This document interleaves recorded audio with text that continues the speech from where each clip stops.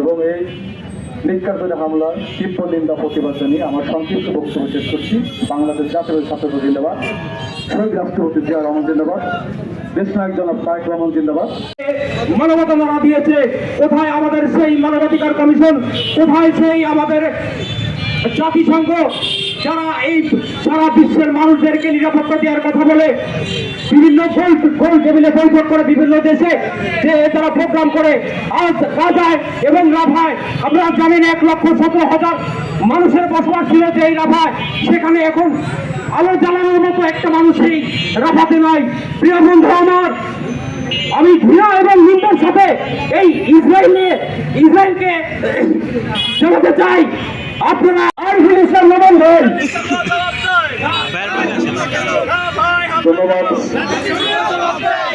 আপনারা জানেন আমাদের প্রত্যেকটা শিক্ষা প্রতিষ্ঠানে এবং প্রত্যেকটা উপজেলায় প্রত্যেকটা পৌরসভায় আলাদা আলাদা প্রোগ্রাম হচ্ছে।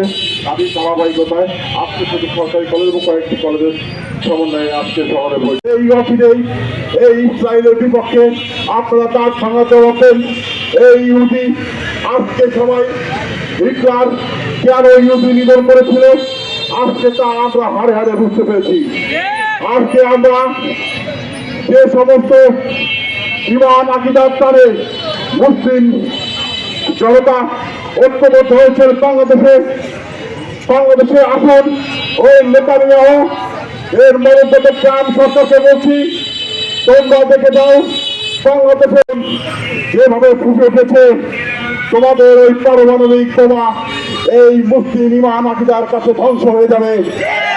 এই মুসলিম সমাজের যে অগাধ বিশ্বাস, যে আল্লাহর প্রতি অগাধ আস্থা, সৃষ্টির প্রতি অগাধ আস্থা, এই ইসলাম ধর্ম শান্তি ধর্ম, এই শান্তি প্রিয় মানুষকে যেভাবে তোমরা পারমাণবিক বোমা দিয়ে হত্যা করছো, এই শান্তি প্রিয় দুধের বাচ্চা শিশুদেরকে হত্যা করছো, আবার গর্ভবতী বোনদের হত্যা করছো, ভাঙচুর লুটতরাজ ভায়োলেন্স ছাত্রদল পছন্দ করে না।